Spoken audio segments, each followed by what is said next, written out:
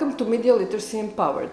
In this series, we are exploring the power of narratives in the media and how we can use counter and alternative narratives to combat different forms of media manipulation as well as hate speech in the media. Today, we'll delve into what narratives are and introduce counter and alternative narratives. Since the mid-60s, narratives have become a central focus in understanding how we communicate and share information. But what exactly are narratives? Narratives are the stories we tell to make sense of the world around us. They're everywhere, in the news articles, social media posts, movies, and even advertisements. Narratives help us understand events, share experiences, and convey values and beliefs. But narratives are more than just entertainment. They shape our perception, influence opinions, and can even reinforce stereotypes. Mass media, which includes print, broadcast, digital and social media, film and outdoor advertising, such as billboards, posters, banners, and others, play a significant role in shaping public opinion through narratives. These narratives can either inform and educate or mislead or manipulate. So how do we counteract bias and manipulative narratives? That's where counter and alternative narratives come in. What are counter and alternative narratives? Counter narratives discredit and deconstruct harmful and manipulative narratives. Alternative narratives provide positive, inclusive visions of the world based on values like openness, respect, freedom, and equality.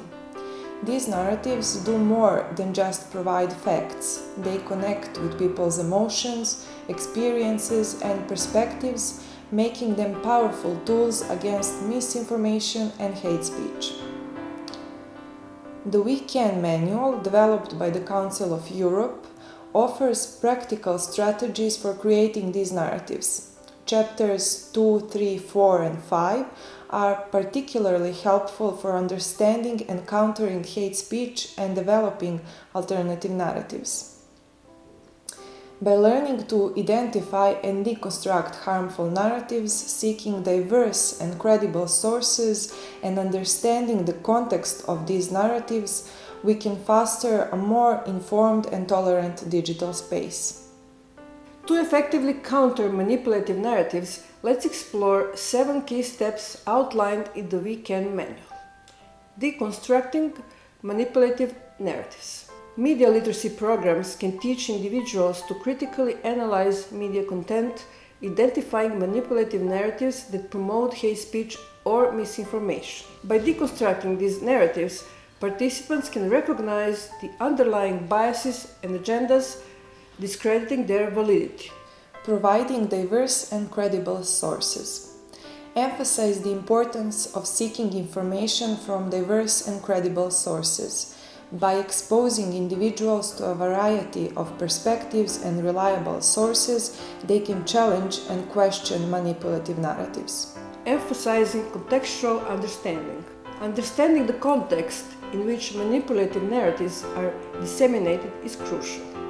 Media literacy programs can encourage participants to consider the motives behind these narratives and how they fit into broader social, political, and cultural contexts. Appealing to emotions and personal connections. Manipulative narratives often exploit emotions to sway opinions and reinforce biases. Media literacy education can help individuals recognize these emotional appeals and critically assess their impact. Use of humor and satire. Humor and satire can be effective tools for exposing the absurdity or contradiction of manipulative narratives.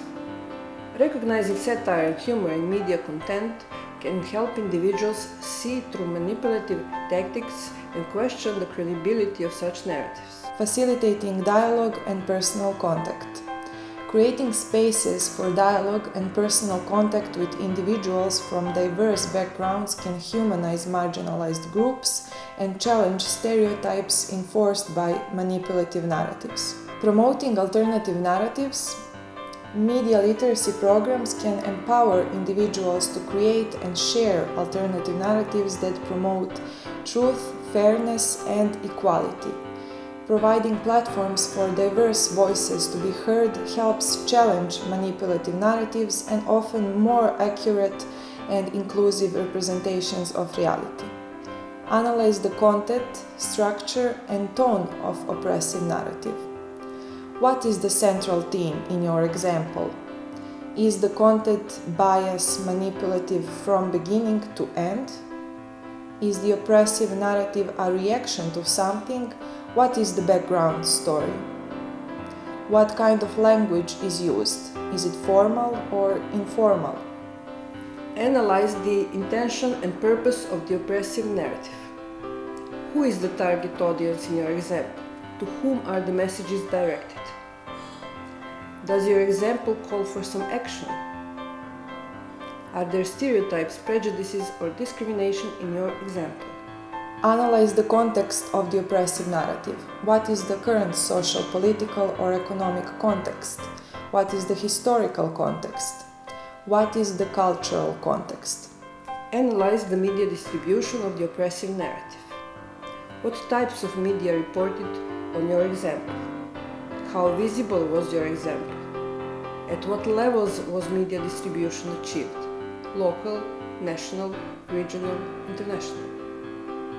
Fact check and sources. Check which facts are used in your example, for example, historical, cultural, religious, or scientific. Check where the facts and information come from, for example, from government bodies, independent or scientific organizations, or religious institutions. Identify alternative facts from alternative sources. In our next tutorial, we'll explore how to use creativity to develop counter and alternative narratives. Join us as we harness the power of storytelling to promote truth, fairness, and equality. Thank you.